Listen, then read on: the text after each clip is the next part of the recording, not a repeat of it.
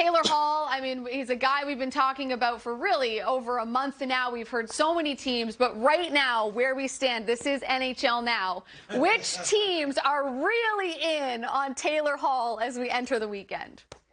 First of all, I would like to say I would never buy a house without the inspection. There I would like go. to state that for a wise man, Elliotte. You're not turned in certain down one markets situation down here. Billy, I turned down a situation like that once. I'm never doing that. You know, Jackie, I gotta tell you, when I saw CJ report that last night about the extension, the willingness to sign an extension, the first team that jumped into my head was the one that Billy works with or covers, and that's Boston. And the reason is I'm not convinced that the Bruins are crazy about rentals right now. They've got some injury situations. I think they, as much as they're loyal to their group, which is an incredibly professional and hard-playing group, I think they realize that this is not the year to go crazy on rentals. So if there is an extension involved on Hall, that to me makes me wonder if Boston is a team that would consider that.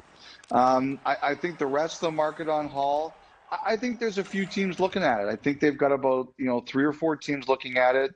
But I think right now it's, Ken Holland just did a media conference where he called it a big poker game. I think that's exactly what this is. I think, like New Jersey said, we want a first for Palmieri, and they grinded away until they got their first for Palmieri. Buffalo wants a first for Hall, and now they've got to grind away with other teams to see if they can get a first for Hall. Like, I think, the thing I wonder about is Toronto. I think they're trying to wait to see if they can potentially sneak into there for less. I think there are some other teams looking at it and saying, can we sneak into there for less? So I think it's a big poker game right now. But Boston, if there is an extension, that's the team I kind of wonder about. Well, for Hall, for me, the best case scenario is to get traded somewhere and play well and kind of up your value, but we will see what happens there. I'll keep it in Buffalo, and I'll ask you about the goaltender, Linus Ullmark, because he is an interesting fellow to me. He's been a pretty good goalie in this league, but he has had some injury issues. His contract does come to an end at the end of the season. The goaltender carousel seems like I seem to hear the engine kind of cranking up a little bit before Monday. I mean, what are we hearing about Ullmark and some of these other goaltenders that could be on the move? EJ, I think Buffalo's trying to sign him. I think they're trying to lock him down and see if they can keep him. He's been really good there. He competes really hard. And I think Buffalo is trying to keep him. I think they realize that he's a guy he's played very hard for them in a very difficult situation. And I think if you're going to gamble with a player in terms of extending them, you should always gamble with the guys you know best. And they know him very well. Now, I'm not so sure they're going to be – I don't know how I would handicap on whether or not they're going to do it. I think the biggest question that the Sabres have to deal with is some of the players there who are either at free agency or getting closer. Are they going to want to stay or are they going to want to move on? So I think Buffalo knows that that's one of the things they have to handle, but I do think they are taking a run at signing him as we speak, and I do think they're going to try to do it. Other goalies who I think are going to be on the move, the names I hear a lot, Forsberg, Ottawa, Dubnyk, San Jose, potentially one of Arizona's guys, potentially one of Carolina's guys, because I think they're trying to make themselves better, and Mrazek is back now. Those are some of the names I generally hear the most.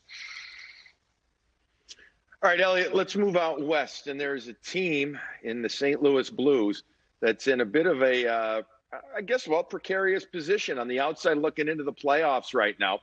Doug Armstrong came out publicly the other day referring to some of his UFAs. Might move them. Guys have been scratched too. What do you think ends up happening in St. Louis? Is it all about just getting into the playoffs out there, or is it going to be Doug Armstrong making some moves ahead of the curve, so to speak, and saying, I don't like what I'm seeing, I'm going to make some bigger moves here?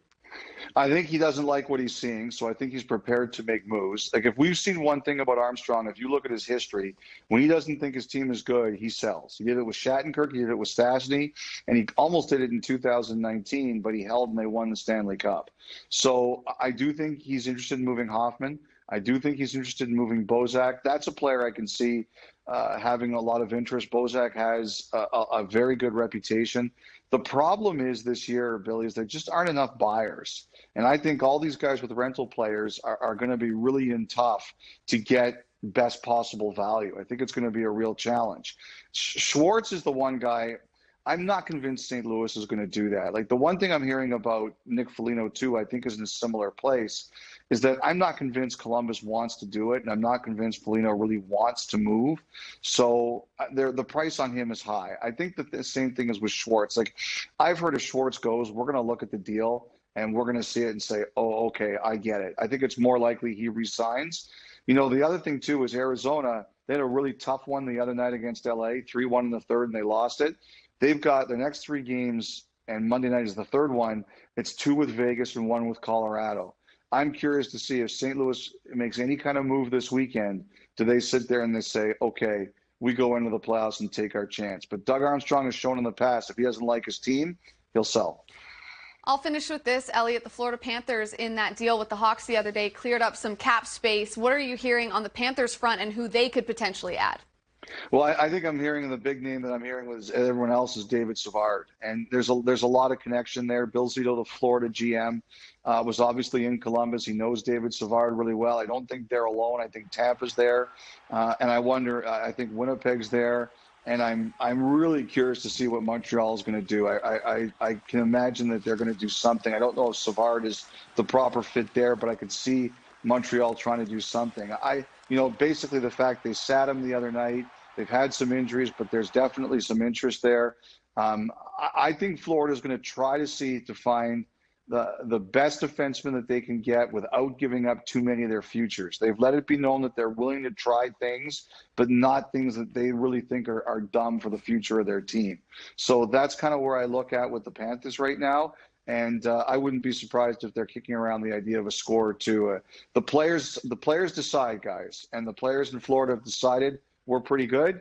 I think they're going to try to reward them. Yeah, that Central Division has been really fun to watch, at least in terms of the top 3 teams, and now Nashville coming on pretty strong as well for that 4th spot. Elliotte, thanks for all of this. I know you're probably crazy busy today, but have a great weekend. Enjoy Monday, and I'll be watching all the coverage and everything that you guys have to talk or not talk about. Wait a sec. Are you not working? Like, when you say you're watching, you're not working Monday? She'll be here, but she'll be here at Monday 7. night. I'm doing puck drop and intermission. So, 7 o'clock. yeah, I'll have pizza and chips, and I'll just be, Oh I'll my be God. a fan. It's her birthday. I need your agent, Jackie. I need the pizza and chips on Monday. No, I assure you, I need yours. Have a great weekend, Elliotte. All right, guys, have a great weekend. Take care, EJ, Billy. See you later, guys.